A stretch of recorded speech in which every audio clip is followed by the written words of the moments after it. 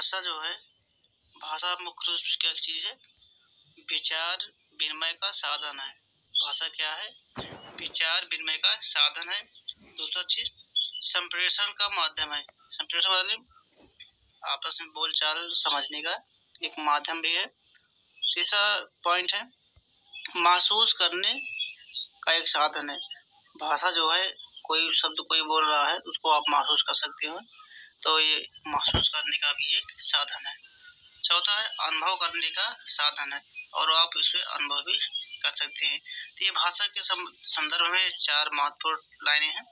पहला है विचार विनिमय का साधन है, दूसरा है संप्रेषण का माध्यम है, और महसूस करने का एक साधन भी है, और एक मुख्य रूप से अनुभव करने का भी एक साधन है।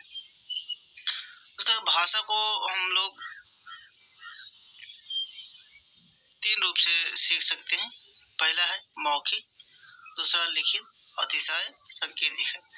जो मौखिक है ये अस्थायी है। अस्थायी का मतलब है कि एक बार में जो इंसान बोल दे और दोबारा पलट भी सकता है। दूसरा है लिखित। लिखित एक अस्थायी है, यानी कि जो चीज एक बार लिख दिया गया है वो बदलेगा नहीं, तो इसलिए अधिकतर लोग इसी का प्रयोग करते हैं कोई भी काम करें, जरूरी काम करते हो तो। तीसरा है सांकेतिक भाषा, ये भी अस्थायी है और ये बदल सकता है। यानी कि तीनों भाषा में से मुख्य रूप से लिखित भाषा को महत्वपूर्ण माना गया है। और ये मौखिक भाषा आप प्राथमिक रूप इसको कह सकते हैं, क्योंकि सबसे पहले बच्चा मौखिक रूप से ही संप्रेषण करता है, सीखता है। कोई भाषा किसी भी लिपि में लिखी जा सकती है, ये सत्य मान लीजिए। कोई भी भाषा किसी भी लिपि में लिखी जा सकती है, तो आप इसको देखते रहिए। और उसके बाद अगला है मानक भाषा और क्षेत्रीय भाषा। मानक भाषा को सर्वश्रेष्ठ माना गया है। ये ऑफिशियल भाषा है, यानी कि पूरे देश या पूरे राज्य में उपयोग किया जाता है। तो हर ऑफिशियल, इसको ऑफिशियल लैंग्वेज भी कह सकते हैं। और दूसरा भाषा है क्षेत्रीय भाषा। क्षेत्रीय भाषा है मातृभाषा कह सकते हैं, या लोकल भाषा भी कह सकते हैं, और हर जगह की अलग अलग भाषाएं अपनी क्षेत्रीय भाषा है। तो इसमें सबसे मुख्य रूप से मानक भाषा को माना गया है, जिसको स्टैंडर्ड लैंग्वेज या ऑफिशियल लैंग्वेज भी कह सकते हैं।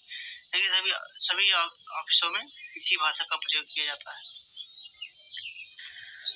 भाषा अर्जन जो है ये परिवेश के ऊपर निर्भर करता है। जैसे भाषा स्वाभाविक रूप से भाषा अर्जित करते हैं, जो बताया नहीं कि परिवेश के ऊपर अर्जित करता है। जैसे बच्चा जहाँ भी रहेगा वहाँ के हिसाब से अपनी भाषा को सीख सकता है।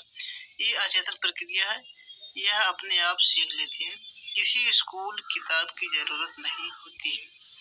ये अचेतन प्रक्रिया है कि बिना कुछ सोचे समझे बच्चा सीख जाता है, किसी को बताने की आवश्यकता नहीं होती। जो नाम चॉम्स्की जो कहते हैं भाषा अर्जन करने की क्षमता जो है जन्मजात होती है। बच्चों में भाषा अर्जन करने की क्षमता है वो जन्मजात होती है। तो आप इसमें भाषा के अर्जन के संबंध में इतना याद रखें कि जो भाषा है वो स्वाभाविक रूप से सीखी जा सकती है। ये अचेतन की प्रक्रिया है, इसमें किसी को सिखाने की आवश्यकता नहीं है। बच्चा जहाँ भी रहेगा अपने आप सीख जाता है। और नॉम चॉम्स्की कहते हैं इसके संदर्भ में कि भाषा जो है, भाषा अर्जन करने की क्षमता जन्मजात होती है, किसी को सिखाने की आवश्यकता नहीं होती है। इसके बाद देख लेते हैं अधिगम।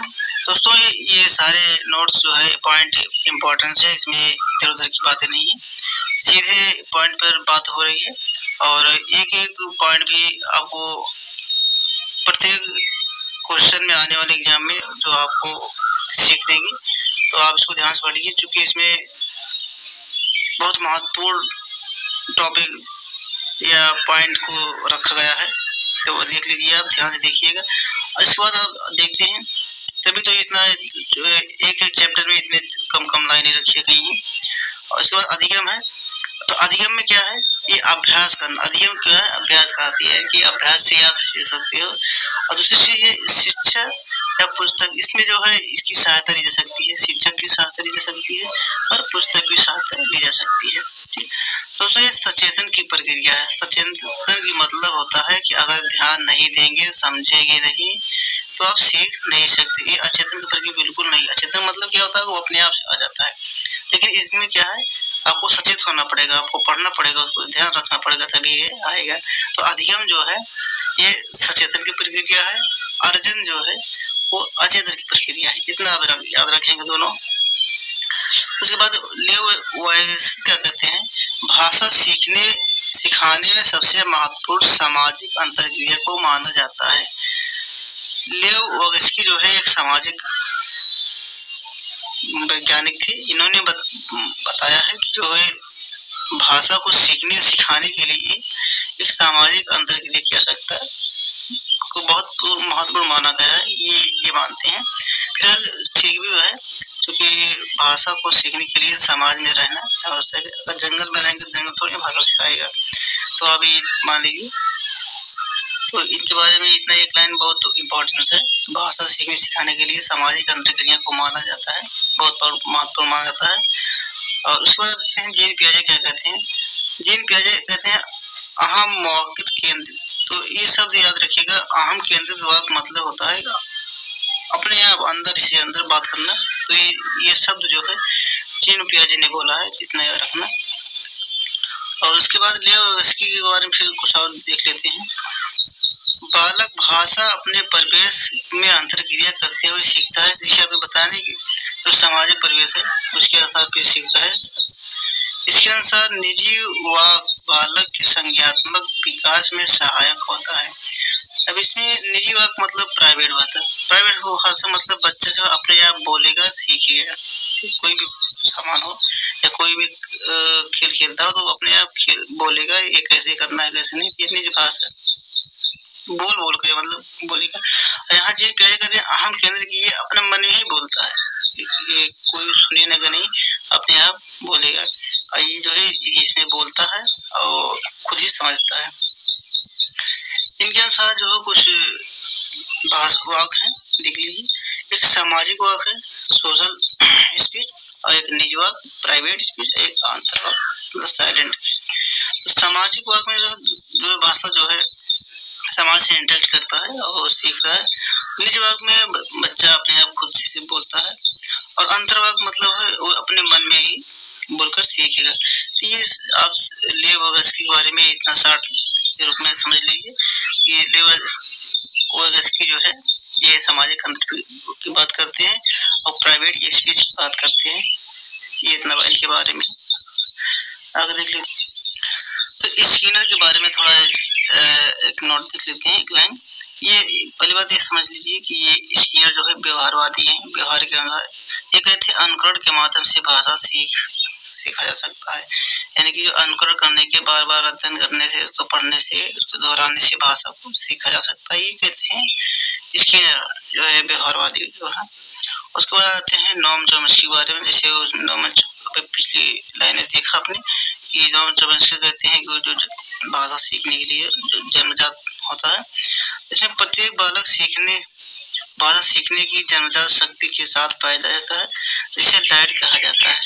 ठीक, इन्होंने यही बात बोली उधर भी कि ये भाषा जो है सीखने की क्षमता जो है जन्मजात होती है बच्चों में। क्या समझ लीजिए, विश्व की सभी भाषाएं एक ही मूल व्याकरण से संबंध है, जिसे समझने के लिए लैड हमारी मदद करती है। इन्होंने माना है कि हमारे मस्तिष्क में एक LAD करके एक डिवाइस होती है जो विश्व की किसी भी भाषा को समझने में ये मदद करता है।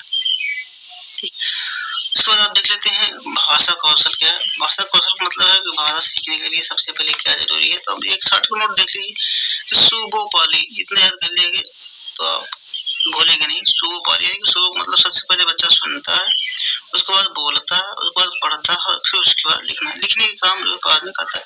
वैसे तो बच्चे जो है बोल नहीं पाते, फिर भी अब अगर उनके हाथ में कलम पकड़ाते तो पूछते रहते हैं, लेकिन उसको लिखना थोड़ी नहीं कहते हैं। तो लिखने की बात आखिरी में आती है। तो इतना आप समझ लीजिए तो वीडियो ज़्यादा लंबी हो जाएगा। अगर आपको हमारे वीडियो अगर पसंद आया हो तो एक बार सब्सक्राइब कर लीजिए और लाइक कर दीजिए। तो ये दोस्तों ये बहुत शॉर्ट नोट्स है और बहुत इंपॉर्टेंट से मैंने बनाया। अगला वीडियो हम फिर मिलते हैं कुछ ऐसे ही नोट्स और टिप्स के साथ। वीडियो देखने के लिए धन्यवाद।